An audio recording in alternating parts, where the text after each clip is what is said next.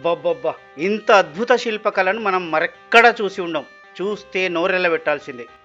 ఒక ఊరు, 2 800 ఏళ్ల నాటి పురాతన శివాలయాలు. అందులో ఒక ఆలయంలో 3 బ్రహ్మసూత్ర శివలింగాలు. బ్రహ్మసూత్ర శివలింగం అని కనిపిస్తుందా మనకు? భార్యాభర్తలు పోటీపడి కట్టించిన ఆలయాలు. భవిష్యత్తు చెప్పే మంత్రదర్పణం. సూర్యాపేట జిల్లాలో మూసీ నది ఒడ్డున అద్భుత క్షేత్రం. చూడండి.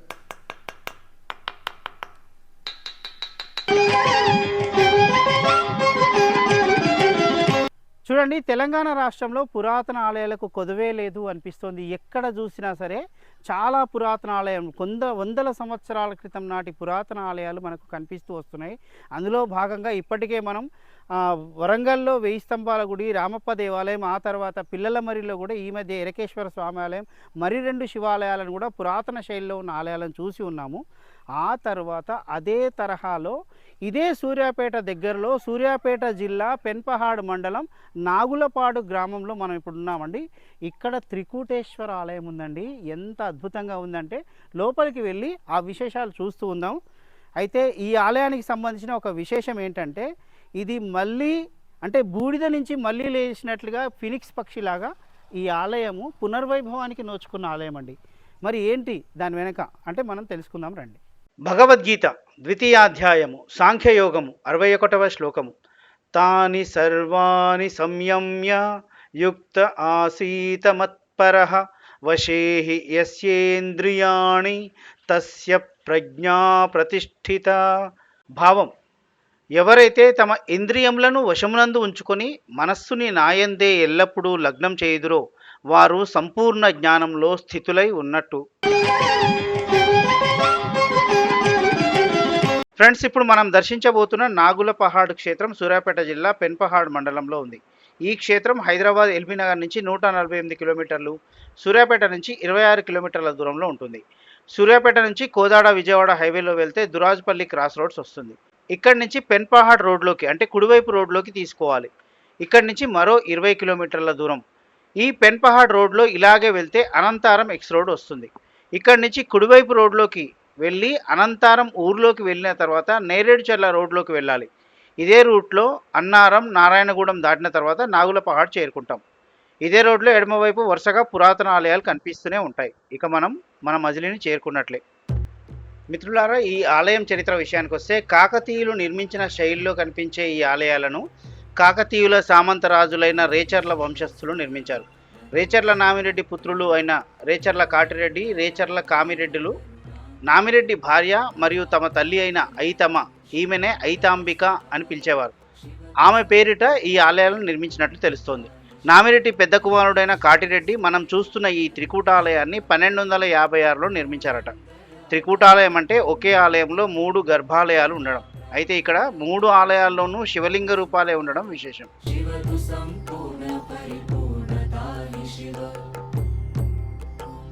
అదే రకమైన శిల్పకళ మనకి ఇక్కడ కనిపిస్తుంది. అదే రకమైన చూడు మనకి ఈ శైలి అయితే నిజంగా చాలా ప్రత్యేకమండి.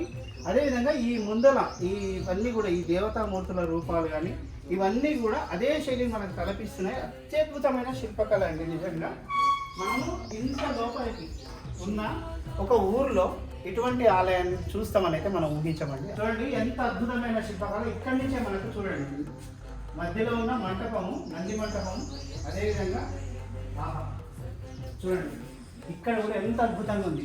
పైన కానీ ఇటు కానీ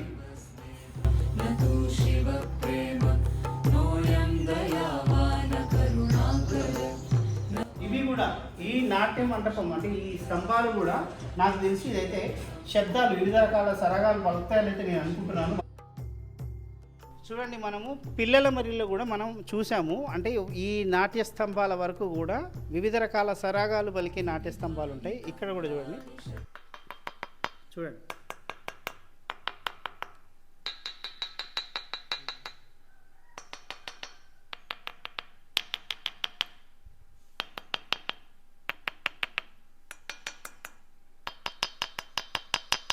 చూసారా?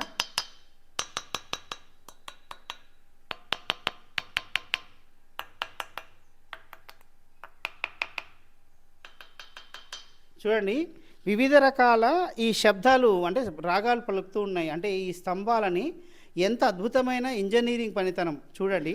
అప్పట్లోనే మనకు కొన్ని వందల సంవత్సరాల క్రింద ఈ టెక్నిక్ అండి. ఇప్పుడు ఎవరైనా నిర్మించగలుగుతామా? లేదండి. అది విశేషం ఇక్కడ. ఇలాగే మనం పిల్లల మరిలో కూడా ఆలయంలో కూడా చూస్తున్నామండి. చూడండి ఇక్కడ ఈ 3 గర్భాలయాలు కూడా 3 శివలింగాలు ఇక్కడ మనకు ఉన్నాయి. ఇదే విధంగా 3 నందీశ్వరులు మనకి ఇక్కడ కనిపిస్తున్నారు.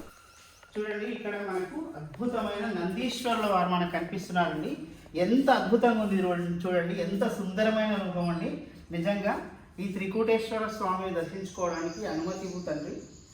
నిజంగా నందీశ్వరుని అనుమతి తీసుకున్న తర్వాతే స్వామి దర్శనానికి వెళ్ళాలని చెప్తారండి. ఎంత అద్భుతంగా ఉంది చూడండి. అసలు మెడలో మూపురంలో ఈ డిజైన్ ఈ గొలుసులు కానీ ఎంత అద్భుతంగా ఉంది. నిజంగా గ్రేట్ అండి, అద్భుతం. ఇక మనకు ఇక్కడ నిలబడితే ఇటువైపు ఒక ఆలయము, అదేవిధంగా ఇటువైపు ఒక ఆలయం గర్భాలయం, ఇటువైపు కూడా ఆలయం ఉందన్నమాట. 3 వైపులా కూడా మనకు ఈశ్వరుని ఆలయాలే అంటే శివలింగాలే కనిపిస్తాయి అన్నమాట. ముందు మనం ఇక్కడ చూస్తే అండి, ఇక్కడ త్రికూటేశ్వర ఆలయంలో ముందు మనకు ఎడమవైపు ఉత్తరం వైపు చూస్తున్న స్వామివారు మనకు కనిపిస్తారండి. ఈ స్వామి నామేశ్వర స్వామివారు. చూడండి ఇక్కడ కూడా ధ్వంసానికి గురి కాబడిన అంటే ఈ శిల్పాలు మనకు కనిపిస్తున్నాయి. ఇవన్నీ కూడా బహమనీ సుల్తాన్ల దాడిలోను ఆ తర్వాత రజాకార్ల దాడిలోను కూడా ధ్వంసానికి గురైన శిల్పాలు అన్నమాట. చాలా అద్భుతమైన ఈ డిజైన్లన్నింటినీ కూడా వాళ్ళు ధ్వంసం చేయడం జరిగింది. అదే శిల్పకళా రీతి ఎంత అద్భుతంగా కనిపిస్తుంది చూడండి. వాళ్ళు ఎంత ధ్వంసం చేయగలిగినప్పటికీ మన శిల్పకళా వైభవాన్ని పూర్తిగా మొత్తం కూడా నిర్మూలించలేకపోయారండి. అది మన గొప్పతనం అండి. చూడండి అద్భుతమైన శివలింగం మనకి ఇక్కడ కనిపిస్తుంది. ఒక చిన్న పానవట్టం మీద ఒక పెద్ద సైజు శివలింగం కనిపిస్తోందండి. కొనదేరిన అంచులతో ఉన్న శివలింగం అండి. ఈ విభూతి పూయడం వల్ల మనకు కనిపించడం లేదు, కానీ ఇది కూడా బ్రహ్మసూత్ర శివలింగమే అండి. ఈ స్వామి నామేశ్వర స్వామివారు. మనకు లోపల వాటి మీద నెంబర్లు వేసి ఉన్నాయి చూసారా? ఈ నెంబర్లన్నీ కూడా ఈ ఆలయాన్ని మళ్ళీ పునర్నిర్మించేటప్పుడు ఆ నెంబర్ల ఆధారంగా వీటిని నిర్మించడం జరిగిందండి. చూడండి అది ఈ శిల్పాలన్నింటినీ కూడా ధ్వంసం చేసి వాళ్ళు ఏం సాధించారండి నిజంగా. ఆ తర్వాత ఇక్కడ వినాయకుల వారు ఉన్నారండి. ఇంకా ఈ స్వామి ఐతేశ్వర స్వామివారు.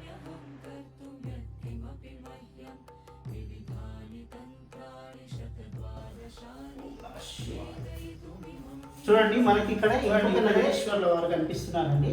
నిజంగా ఎంత అద్భుతంగా చెక్కిన నిర్మాణం, ఎంత బాగుంది చూడండి. అయితే మనకు ముందు కనిపించే నందీశ్వరుడు మరి బయట ఉన్న నందీశ్వరుని తీసుకొచ్చి పెట్టారో తెలియదు, కానీ ఇక్కడ 3 నందీశ్వరులు వరుసగా కనిపిస్తున్నారు ధ్వజస్తంభం ముందు. అదేవిధంగా లోపల మంటపం లోపల ఇది గర్భాలయం ముందు ఉన్న మండపంలో కూడా మనకు ఇక్కడ నందీశ్వరుల వారు కనిపిస్తున్నారు. ఇక శివలింగం చూడండి, నిజంగా ఎంత అద్భుతంగా ఉన్నారు స్వామివారు. బ్రహ్మసూత్ర శివలింగం మనకు బ్రహ్మసూత్రం కనిపిస్తోంది, మీకు కనిపిస్తోందండి. ఈ ఆలయాన్ని నిర్మించిన రేచర్ల కాటిరెడ్డి తన తల్లి అయిన ఐతాంబిక పేరు స్ఫురించేలా ఈ స్వామికి ఐతేశ్వర స్వామి అని పేరు పెట్టినట్లుగా మనం భావించవచ్చు. ఇక్కడ కూడా అదే విధంగా డిజైన్ కనిపిస్తున్నాయండి అద్భుతంగా. ఇక్కడ కూడా ఉన్న డిజైన్లని ధ్వంసం చేయడం జరిగిందండి. చూడండి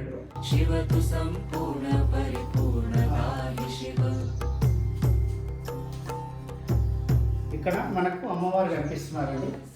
చూడండి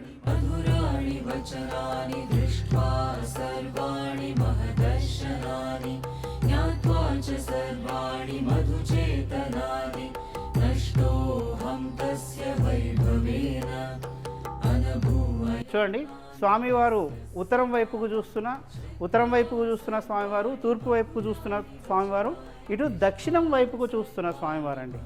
చూడండి దక్షిణం వైపుకు చూస్తున్న శివలింగానికి కూడా చాలా ప్రాముఖ్యత ఉంటుంది. అయితే లోపల ఈ శివలింగానికి కూడా మనకు బ్రహ్మసూత్రం కనిపిస్తుంది చూడండి. ఈ స్వామివారు కాటేశ్వర స్వామివారు. ఇప్పుడు మనకు ఒక అనుమానం వస్తుంది, మరి ఈ ఆలయము ఈ విధంగా సిమెంట్ చేసి కనిపిస్తుంది కదా, ఎందుకు అంటే దీని వెనుక ఉన్న రీజన్ మీకు ఇప్పుడు నేను బయటికి వెళ్ళిన తర్వాత వివరిస్తాను. అయితే ఇక్కడ శివలింగం దీనికి కూడా బ్రహ్మసూత్రం ఉంది చూడండి.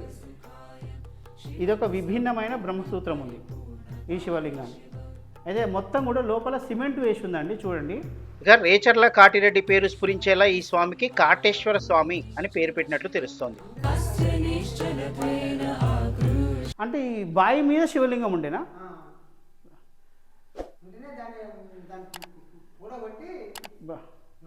అంటే ఇదివరకు శివలింగం ఉండే, కానీ బావి ఉండి దాని మీద ఉండే శివలింగం, అంతేనా? చూడండి, ఇది ఇంజనీరింగ్ నైపుణ్యము. ఇప్పుడు ఇక్కడైతే ఏదైతే ఈ కాంక్రీట్తో కట్టి ఉందో ఇదంతా కూడా ఎందుకు అంటే ఇక్కడ ఒక బావి ఉండి దానిపైన శివలింగం ఉండేదటండి. చూడండి ఎంత ఇంజనీరింగ్ పనితనము.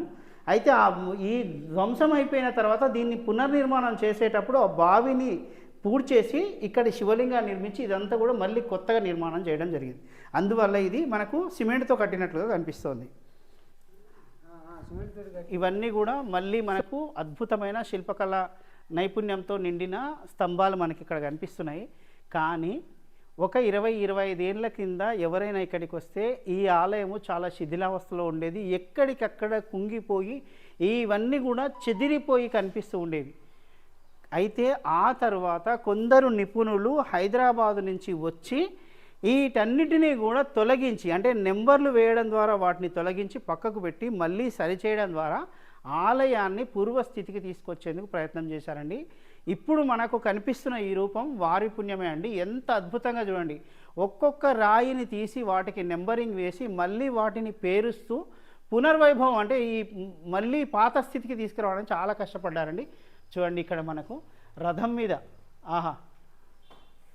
ఇక్కడ మనకు కురుక్షేత్ర యుద్ధం లాగా కనిపిస్తుందండి. మనకైతే ఇక్కడి నుంచి కురుక్షేత్రమే అని అయితే నేను భావిస్తున్నాను. చూడండి, ఇదంతా కూడా రథం మీద ధనస్సులు చేపట్టిన వీరులు కనిపిస్తున్నారు మనకు. ఏదైనా యుద్ధానికి సంబంధించింది కావచ్చు అని అయితే నేను అనుకుంటున్నాను. ఇదంతా కూడా ఏనుగులు, గజదళం అన్నమాట. గజదళం కనిపిస్తోంది, రథం అంటే రథదళం కనిపిస్తోంది, ఇక అశ్విక దళం కనిపిస్తోంది. మొత్తానికి ఏదో యుద్ధానికి సంబంధించిన చిత్రాన్ని ఇక్కడ వీళ్ళు శిల్పాల రూపంలో ఇక్కడ చిత్రించడం జరిగిందని అయితే నేను అనుకుంటున్నానండి. చాలా అద్భుతంగా ఉంది. మీరు చూడండి, ఈ పైన ఉన్న ఈ బీమ్స్ కూడా ఇవన్నీ కూడా అద్భుతమైన శిల్పకళతో ఉన్నాయి. అవన్నీ కూడా ఏదో డీటెయిల్ మనకు చెప్తున్నాయండి, ఏదో విశేషాన్ని వివరిస్తున్నాయి. ఇక్కడ చూడండి, ఇప్పుడు ఈ మధ్యలో ఉన్న ఈ మండపం మీద ఏదైతే నాట్య మండపం మీద ఉన్న ఇది చూడండి, ఈ డోమ్ చూడండి, ఎక్కడ కూడా ఈ డిజైన్లో ఎక్కడ ఖాళీ లేదండి. మొత్తం కూడా శిల్పాలతో నిండిపోయి ఉందన్నమాట. ఎన్ని రోజులు కష్టపడితే అంత డీటెయిల్గా ఆ శిల్పాలని చెక్కి ఉంటారు, వాటిని అక్కడికి చేర్చి ఉంటారో ఒకసారి ఆలోచించండి. అద్భుతమైన శిల్పకళ అండి నిజంగా. ఇంకా మనకు ఈ ఆలయం బయటే అండి, ఇక్కడ ఆంజనేయ స్వామి వారి ఆలయం ఉంది చూడండి. అయితే ఇది ఈ మధ్య నిర్మించిన ఆలయం అండి. ఈ దీపస్తంభము లేదంటే ఇది ధ్వజస్తంభంలా కనిపిస్తుంది. ఇదైతే చాలా పురాతన శైలిలో కనిపిస్తోందండి. కానీ స్వామివారి విగ్రహం మాత్రం స్వయంభూగా కనిపిస్తోంది. చాలా పురాతనమైన విగ్రహం అన్నమాట.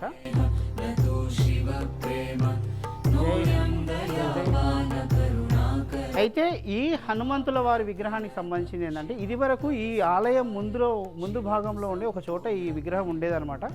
అయితే అది నిరాదరణకు గురవుతూ ఉండడంతో ఈ ఆలయాన్ని పునర్నిర్మించిన తర్వాత ఈ చిన్న ఆలయాన్ని ఉపాలయాన్ని నిర్మించి ఇక్కడ ఈ విగ్రహాన్ని పెట్టడం జరిగింది. అయితే వీరి తండ్రి గారైన రేచర్ల నామిరెడ్డి ఇదే సూర్యాపేట జిల్లాలో సూర్యాపేటకు సమీపంలోని పిల్లలమరిలో నిర్మించిన ఎరకేశ్వర, నామదేవ, మహాదేవ వంటి చాలా అద్భుతమైన ఆలయాలకు సంబంధించిన వీడియో కూడా మన ఛానల్లో అందుబాటులో ఉంది. ఆ వీడియోకు సంబంధించిన లింక్ కూడా డిస్క్రిప్షన్లో ఇస్తున్నాను, చూడండి. ఇక్కడ నాకు తెలిసిన విశేషం ఏమిటంటే, అక్కడ పిల్లలమరిలో భర్త నామిరెడ్డి 3 ఆలయాలను నిర్మిస్తే ఆయనకు పోటీగా ఆయన భార్య అయిన ఐతాంబిక ఇక్కడ ఇలా అద్భుతమైన ఆలయాలను నిర్మించారట. అందుకే ఆ పిల్లలమరిలోని ఆలయాలను, ఈ నాగులపహాడ్లో ఉన్న ఆలయాలను భార్యాభర్తల మధ్య పందెం ఆలయాలుగా ఇక్కడ వారు చెప్పుకుంటారు. సుమారుగా 12వ శతాబ్దంలో 13వ శతాబ్దంలో నిర్మించిన, అంటే ఒక 800 సంవత్సరాలకు పైగా చరిత్రక కలిగిన ఈ త్రికూటేశ్వర ఆలయానికి సంబంధించిన విశేషాలండి. ఇదే కాదు, దీని పక్కనే ఇంకొక ఆలయం కూడా మనకు కనిపిస్తుంది. అది వీరభద్ర స్వామివారు. ఇది త్రికూటేశ్వర రూపంలో 3 శివలింగాలతో ఉన్న ఆలయం. అయితే అక్కడ వీరభద్ర స్వామివారిది ఒక ప్రత్యేక ఆలయం ఈ పక్కనే ఉందండి, నడక దూరంలోనే ఉంది. వెళ్ళి చూద్దాం రండి. ఇదే ఆలయం తరహాలో ఉంటుందంట. ఆలయానికి సంబంధించిన విశేషాలు కూడా తెలుసుకుందాం.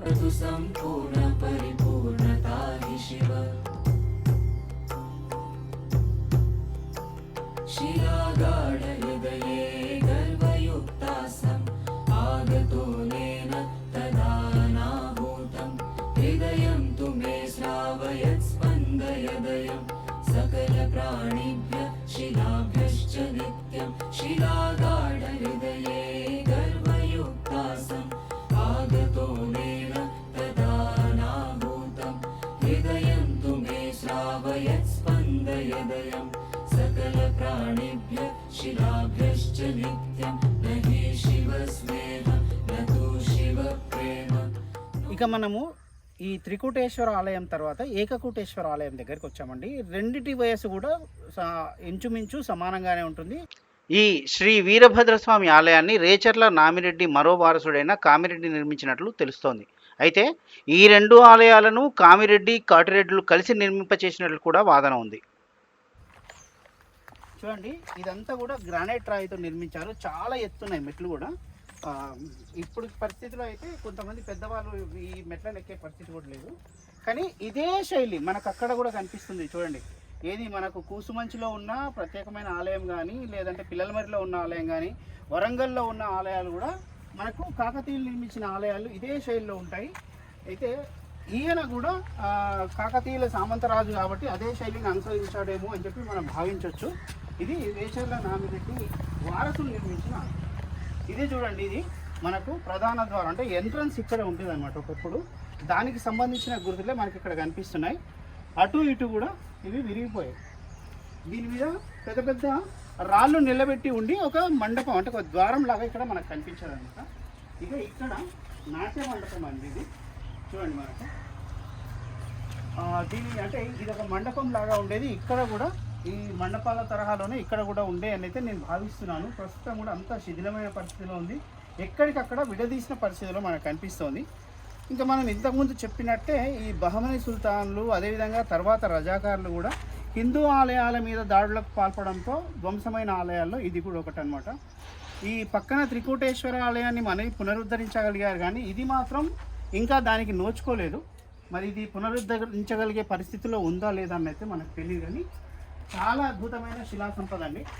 మీరు చూడండి, చుట్టూ కూడా గ్రానైట్ రాయితో మనకు బేస్ అంతా కనిపిస్తుంది. అదేవిధంగా పైన అంటే ఏదైతే ఆలయం పై భాగం కూడా గ్రానైట్ రాయితో కనిపిస్తుంది. ఇదంతా కూడా నల్ల రాయితో నిర్మించడం జరిగింది. ఏది ప్రధాన ఆలయం ఏదైతే ఉందో అంతవరకు కూడా నల్లటి రాయి ఇదంతా కూడా. చూడండి, ఇది శాసనాలకు కూడా ఇదే రాయిని వాడుతూ ఉంటారు. ఈ నల్ల రాయి చాలా విశేషంగా కనిపిస్తుందండి. ఈ నల్లరాయి ఇక్కడ దీనికి సంబంధించిన శాసనం మనకి ఇక్కడ కనిపిస్తుందండి. కొంచెం ఇది గ్రాంధిక, అంటే తెలుగు గ్రాంధిక భాషలో అయితే ఉన్నట్లుగా నేను భావిస్తున్నాను. లేదంటే ఒక పురాతన తెలుగు శైలి లిపి ఇక్కడ మనకు కనిపిస్తుంది. దీన్ని చదవడం కొంచెం కష్టంగా ఉంది. బహుశా దీన్ని అయితే ఇప్పటికే చదివి ఉంటారని అయితే నేను అనుకుంటున్నా. దీన్ని డీకోడ్ చేసి ఉంటారు. దీంట్లో ఉన్న విశేషాలను బట్టి మనకి ఇది రేచర్ల నామిరెడ్డి వంశస్థులు వారి సంతతి ఈ ఆలయాన్ని నిర్మించినట్టు మనకు తెలుస్తుంది. అయితే చూడండి, ఇదంతా కూడా ధ్వంసమైందండి. మొత్తం కూడా అద్భుతమైన శిలా సంపద అండి.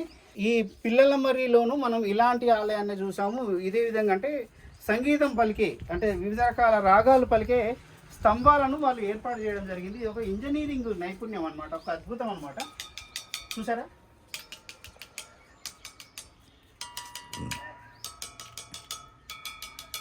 చూడండి, ఒక్కొక్క దగ్గర ఒక్కొక్క శబ్దం వస్తుందండి. అంటే ఇవి కూడా ఈ నాట్య మండపానికి ఎక్కడెక్కడైతే వాడారో అవన్నీ కూడా ఈ వివిధ రకాల స్వరాలు పలికే రాళ్లను మరి ఎలా వాళ్ళు ఉపయోగించారో దీని వెనుకున్న నైపుణ్యం ఏంటో మనకు తెలియదు. కానీ చూడండి, ఎంత విశేషమైన ఆలయం. ఈ గొప్పతనం అంతా తెలియక ఈ బహమనీ సుల్తాన్లు కానీ రజాకారులు కానీ ఇదంతా కూడా చెక్కి ఇట్లా మొత్తం ధ్వంసం చేయడం అయితే జరిగిందండి. చూడండి, కట్టడానికి నిర్మించడానికి ఎంత కష్టపడి ఉంటారో శిల్పులు కానీ, అప్పటి చక్రవర్తులు, పరిపాలకులు, తర్వాత సహాయపడిన సిబ్బంది. కానీ దాన్ని కూల్చడానికి వాళ్ళకి ఎక్కువ సేపు అయితే టైం పట్టలేదు. ఇక ఈ ఆలయం అయితే చూడండి, ఎంత అద్భుతమైన శిల్పకళ. వారు ఎంత నాశనం చేసినప్పటికీ కూడా మన శిల్పకళా చాతుర్యం అయితే ఇక్కడ ఎంత అద్భుతంగా ఉంది చూడండి. ఈ కింది వైపు కూడా ఎంత అద్భుతంగా, అంటే ఎంత అద్భుతమైన డిజైన్లు ఇక్కడ చెక్కి ఉన్నాయి చూడండి. ఇక ఇవన్నీ కూడా పువ్వులు, లతలండి. ఇవన్నీ కూడా మొత్తం ధ్వంసం అయిపోయినాయండి, ఏమీ లేదు ఇప్పుడు. ఇక్కడ చూడండి, ఇక్కడ నందీశ్వరుడు కనిపిస్తున్నాడు మనకు. ఇక మొత్తం శిథిలమైన పరిస్థితిలో ఇదైతే ఒక శివలింగానికి సంబంధించిన పానవట్టం అని అయితే నేను అనుకుంటున్నానండి. ఇక్కడ ఒక శివలింగం మనకు కనిపిస్తుంది చూడండి, ఇక్కడ సెంటర్లో. ఎంత పెద్ద శివలింగం అంటే నిజంగా ఇది ఎంత పెద్ద శివలింగమో చూడండి. ఇది బ్రహ్మసూత్ర శివలింగం అండి. అయ్యయ్యో, బ్రహ్మసూత్ర శివలింగం అండి. కనిపిస్తుందా మనకు? బ్రహ్మసూత్ర శివలింగం చూడండి, బ్రహ్మసూత్ర శివలింగం అండి. ఆహా, అయ్యో. ఈ శివలింగము నిజానికి గర్భగుడిలో ఉండేదటండి. ఆ తర్వాత తీసుకొచ్చి బయట పెట్టడం జరిగింది. ఇక మనం లోపలికి వెళ్తుంటే ఇక్కడ వీరభద్రుడు అండి, చేతిలో కత్తి చేతబూని కనిపిస్తున్నాడు. అదేవిధంగా ఇక్కడ కూడా కింద విగ్రహాలు చూడండి, ఎంత అద్భుతమైన, అంటే మనం మెట్టు ఎక్కే దగ్గర కూడా అద్భుతమైన పనితనం మనకు కనిపిస్తుంది. ఇక లోపలికి వెళ్దాం. చూడండి ఎంత అద్భుతం, పైన అంతా కూడా ఆహా, ఎంత అద్భుతమైన శిల్పకళ నిజంగా. చూడండి ఇక్కడ కూడా మళ్ళీ మనకు మామూలుగా అయితే ఇక్కడ మనకు 2 ఏనుగులతో లక్ష్మీదేవి ఉంటారండి. ఇక్కడ కూడా మనకు కనిపిస్తుంది. చూడండి, ఎక్కడనైనా ఈ కాకతీయులు నిర్మించిన శివాలయాల్లో వారి పరిపాలనలో ఉన్నప్పుడు ఎక్కడ ఏ ఆలయం నిర్మించినా ఇటువంటి శైలిని మాత్రం వాళ్ళు ఫాలో అవుతూ వచ్చారు. ఇక్కడ 2 ఏనుగులు, మధ్యలో లక్ష్మీదేవి మనకు కనిపిస్తుంది చూడండి. అదేవిధంగా ఎంత అద్భుతమైన ఒక చూరు డిజైన్. తర్వాత ఇవన్నీ కూడా ఎంత అద్భుతమైన డిజైన్ చూడండి. అసలు ఒక్కొక్క అణువు ఇంచు కూడా ఎక్కడ డిజైన్ల కొదవ లేకుండా చాలా కష్టపడ్డారు. చూడండి ఇక్కడ మనకు ఈ పార్టులోనే చూడండి ఎంత అద్భుతంగా కనిపిస్తుందో ఇది.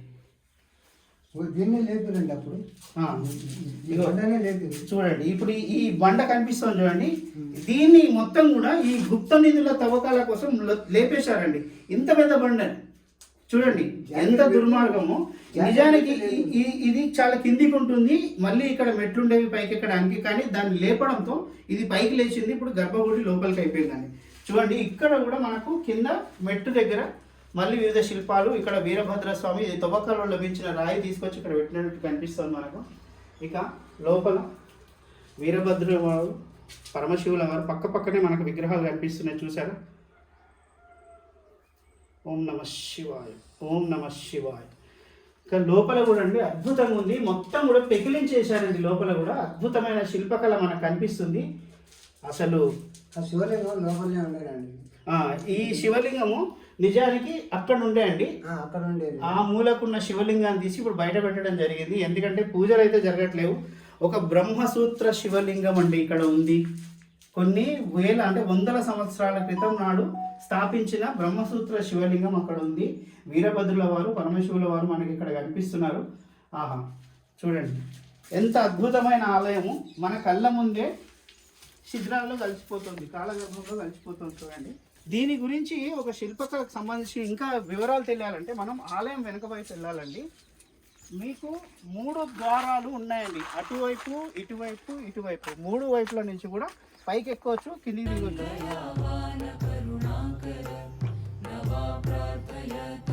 ఇక్కడ కూడా చూడండి, ఇక్కడి నుంచి అక్కడి వరకు ఒకటే రాయి, అది కూడా కింద సుమారుగా ఒక ఫీటు బావు ఎత్తుతో ఇంత పొడుగు అండి. చూడండి ఎంత పెద్ద ఈ రాళ్ళను తీసుకొచ్చి ఇక్కడ పెట్టారు. ఇక ఇక్కడి నుంచి చూడండి ఎంత అద్భుతంగా కనిపిస్తుందో ఈ డిజైన్లు ఇవన్నీ కూడా. పిచ్చి మొక్కలు పెరిగిపోయాయండి. ఇప్పుడు ఇక్కడి నుంచి స్టార్ట్ అయిపోతుంది, ఇది శిథిలావస్థకు చేరి తర్వాత ఇది కుప్పగూలిపోయే పరిస్థితి వస్తుంది. ఇక ఇక్కడ చూడండి, ఈ విగ్రహాలన్నీ కూడా మనకు కనిపిస్తున్నాయి. మనకు దేవతా రూపాలండి. బాబా ఎంత అద్భుతం చూడండి. ఆహాహా, ఆహా, నిజంగా అండి. ఆహా, ఇక్కడ వినాయకుల వారు కనిపిస్తున్నారండి. చూడండి ఎంత అద్భుతము. అలా పైకెత్తి, తల పైకెత్తి చూస్తే అయితే ఇంకా అద్భుతంగా కనిపిస్తుందండి. ఎంత అద్భుతమైన శిల్పకళ చాతుర్యం అండి. నిజంగా ఎంత అద్భుతమైన నిర్మాణం, ఎంత అద్భుతమైన ఆర్కిటెక్చర్ ఇది. శివతు సంపూర్ణ పరిపూర్ణతా శివ శ్రుత్వా సర్వాణి మధురాణి వచనాని దృష్ట్వా సర్వాణి మహదర్శనాని జ్ఞాత్వా చ సర్వాణి మధుచేతనాని నష్టోహం తస్య వైభవేన అనుభూవయం నాన్య అస్య సమాన. ఇక ఈ ఆలయంలో ఉన్న మరొక విశేషం ఏమిటంటే, ఈ ఆలయంలో పూర్వకాలంలో ఒక దర్పణం ఉండేదట. మంత్రశాస్త్రంతో దాన్ని స్థాపించారట. అది భవిష్యత్తును చూపించేదట. కాలక్రమంలో ఆ దర్పణం శిథిలమైపోయిందట. ఇప్పుడు అది ఆనవాళ్ళు లేకుండా పోయింది. అంతేకాదు ఇక్కడ సొరంగం కూడా ఉండేదట. ఆ సొరంగము ఒక భాగం సూర్యాపేట సమీపంలోని ఉండ్రుగొండ వరకు, మరొక భాగం ఇక్కడికి దగ్గరలోని సోమవారం సోమేశ్వర స్వామి ఆలయం వరకు ఉండేదట. ఈ ఆలయంలో ఆ సొరంగం ఎక్కడ ఉందో ప్రస్తుతం తెలియటం లేదు. కానీ సోమవారం సోమేశ్వర స్వామి ఆలయంలో మాత్రం ఇప్పటికీ ఆ సొరంగం కనిపిస్తుందట. నెక్స్ట్ వీడియోలో ఆ ఆలయాన్ని, సొరంగాన్ని కూడా చూసే ప్రయత్నం చేద్దాం. सर्वाणि मधुराणि वचनानि दृष्ट्वा सर्वाणि महदर्शनानि ज्ञात्वा ఒకవైపు ఈ రోజుకు ముగింపుగా సూర్యాస్తమయం కావస్తోంది. మరోవైపు మన ప్రాచీన చారిత్రక శిల్పకళా వైభవం కాలగర్భంలో కలిసిపోతోంది. ఇది మన పురాతన ఆలయాల దుస్థితి. ఇటువంటి వందలు వేల సంవత్సరాల చరిత్ర ఉన్న ఆలయాలు ఎన్నో నిరాదరణకు గురైన దుస్థితిలో ఉన్నాయి. ఈ పరిస్థితి మారాలి. ఇప్పటికైనా ఇటువంటి ఆలయాలకు పునర్వైభవం కల్పించేలా చర్యలు చేపట్టాలి. సమీప భవిష్యత్తులో ఈ ఆలయాల పూర్వస్థితికి బీజం పడుతుందని ఆశిస్తూ signing off miss Shyam Anumala.